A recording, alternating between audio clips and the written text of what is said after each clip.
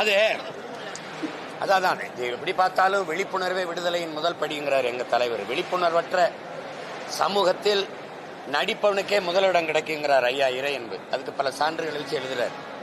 அதுல மாதிரி என் சமூகம் விழிப்புணர்வு அற்று போனதுக்கு காரணம் இது திட்டமிட்டு மொழிப்பற்று இனப்பற்ற அழிச்சு சாதிப்பற்று மதப்பற்ற ஊட்டிடுச்சு.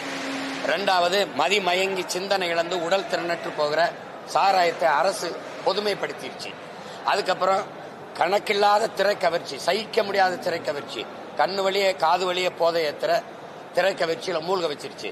இப்ப நீங்க பாருங்க, இந்த திமுக ஆட்சிக்கு வருவது மாணவர் எழுச்சியில தான், மொழி புரட்சியில தான் வருது. மாணவர்களை இவங்க அவன் தன்னெழுச்சியா போறான் மொழி மேல இருந்த பற்றில அந்த கிளர்ச்சியை வச்சு ஆட்சிக்கு வந்தது. அதிகாரிக்கு அரியணைக்கு வந்தவொடனே மாணவர் அமைப்பு இருந்தா ஒருவேளை நம்ம ஆட்சியை எடுத்து போறான்னா கட்டுப்படுத்த முடியாதுன்னு மாணவர் அமைப்புக்கு தடை விதிக்குது. புரியுதுன்னு நினைக்கிறேன். கல்லூரியில அரசியல் பேசக்கூடாது, பள்ளியில அரசியல் பேசக்கூடாது, ஆனா சினிமா பேசலாம். நான் சொல்றது புரியுதா? அப்ப கல்லூரியில அரசியலை விட ஆகச்சிறந்த கல்வி உலகத்துல ஏதாவது உண்டா சொல்லு. அரசியலை கற்பிக்காத கல்வி இல்லை, அரசியலை தாண்டி ஆகச்சிறந்த கல்வி இல்லை. அதை விட்டு சினிமா பேசலாம், அரசியல்வாதி வரக்கூடாதுன்னு கல்லூரி விழாவுக்கு நடிகர் நடிகை இயக்குனர் அங்க மேடையில எந்த எழுச்சி இதுவும் கிடையாது. மொழி சார்ந்தோ நிலம் சார்ந்தோ வளம் சார்ந்தோ பண்பாடு சார்ந்தோ பாட்டு இருக்காது. திரைப்பாட்டு, அதுக்கு நடனம். அப்ப இது என்ன ஆயிருதுன்னா இந்த திரை கவர்ச்சி இதுதான் உலகத்தின் உச்சம் அப்படின்னா அது ஒரு மதமா மாறி நின்னுக்கிடுச்சு. Very big ரிலீஜனா நின்னுக்கிடுச்சு. உங்களுக்கு புரியுதா?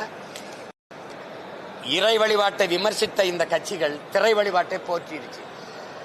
கதாநாயகன் வழிபாடு கடவுள் வழிபாட்டை விட மேலானதுன்னு கட்டமைச்சிருச்சு. அதனால என்ன ஆயிருது, நல்ல கண்ணு யாருன்னு தெரியல, நடிகர் நாடாளருக்கு தயாரா இருக்கு. அப்புறம் அப்ப எதை நோக்கி இந்த நாடு நகருது? விழிப்புணர்வற்ற என் மக்கள் இருக்காங்கன்னு சொல்ல முடியாது. எளிய பிள்ளைகள், உங்களுக்கு தெரியும், கடைசியா ஒரு சின்னம் ஒரு வாரத்துக்கு முன்னாடி இவங்கெல்லாம் யாருமே தெரியாது. இந்த மாதிரி பிள்ளைகளை தான் வேட்பாளராக நிறுத்தியிருந்தேன், உங்களுக்கு தெரியும். அதுல 36 லட்சம் வாக்கை தேடி போட்டு என் வாக்கு 3வது பெட்டி 4வது பெட்டியில் இருந்தது. அதுல தேடி போய் ₹1 வாக்கு காசு வாங்கல. சாதி சொன்னாங்க, மதம் சொன்னாங்க, சாராயம் தந்தாங்க, சாப்பாடு தந்தாங்க, பணம் தந்தாங்க. அதுல தமிழ் மக்கள் தேடி நல்ல ஆட்சி வரணும், நல்ல அரசியல் வரணும்னு விரும்பின மக்கள் இவ்வளவு வாக்கை கொடுத்து எங்களை அங்கீகரிக்கப்பட்ட ஒரு கட்சியா மாத்திருக்காங்கன்னா மக்கள் சரியில்லைன்னு சொல்லக்கூடாது, மகத்தானவர்கள் போய் சேர்க்கணும். அதுக்கு ஒரு மயக்கம் இருக்கு, திரை மயக்கம் இருக்கு. அது எப்படின்னா, நீங்க பாதரச விளக்குல இந்த முழு நிலவு வெளிச்சத்தை மறந்துருவா மக்கள்ங்கிறாங்க.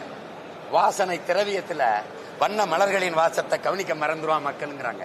இந்த மயக்கத்துல இருக்கிறாங்க. இதை கொஞ்சம் சரி பண்ணு. எங்க அப்பா நம்மாழ்வார் வர்றதுக்கு முன்னாடி ஏதாவது நஞ்சில்லா உணவுன்னு இருந்தானா, இயற்கை உணவுன்னு எவனா பேசினானா, ஆர்கானிக் ஃபுட்டுன்னு எங்கேயாவது இருந்துச்சா, மர செக்கெண்ணெய் கிடைக்கும்னு எந்த கடையிலாவது இருந்துச்சா? ஒரு மகன் ஒரு மறுமலர்ச்சி உண்டாக்குனான்.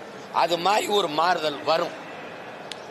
அது எப்ப லெனின் என்ன சொல்றாரு, இதுவரை வாழ்ந்தது போல இனி வாழ முடியாதுங்கிற நிலை உருவாகுமானால் மக்கள் தாங்களே புரட்சி செய்வார்கள்ங்கிறார். அதுக்கு சான்று இலங்கை, அதுக்கு சான்று பங்களாதேஷ், அதுக்கு சான்று நேபாள். இந்த சுத்தி நடந்தது. எல்லா வீட்லயும் தீப்பற்றி எரிஞ்சிருச்சு. என் வீடு எரியாதுன்னு நான் உறுதி தர முடியாது. எரியும். அந்த தீ தான் புரட்சி தீ. கொஞ்சம் பொறுத்துருங்க, நடக்கும். அதுக்கு தான் நாங்க எல்லாரும் ஆளுக்கு ஒரு தீப்பந்தத்தை எடுத்துட்டு போறோம். இந்த தீ நாங்க தீ இல்ல, எங்க முன்னோர்கள் ஏற்றி வச்ச தீ.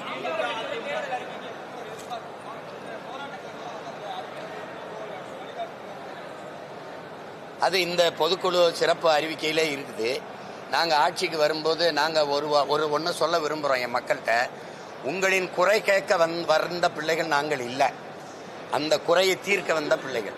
நாங்க நினைக்க பிறந்ததில்லை, நிரூபிக்க பிறந்த பிள்ளைகள். அதனால இந்த பிரச்சனைனா இந்த பிரச்சனைக்கு காரணம் இது, இந்த பிரச்சனைக்கு தீர்வு இதுன்னு வச்சுதான் இதுவரை தேர்தலை சந்திக்கிறோம். நீங்க கவனிக்கல, ஆனா இந்த வாட்டி நீங்க கவனிக்காம இருக்க முடியாது. ஏன்னா இதுதான் பிரச்சனை, இதுதான் காரணம், இந்த வாரி இதுக்கு தீர்வுன்னு என்ன பண்ணுவேன்னா போட்டு காட்டுவேன்.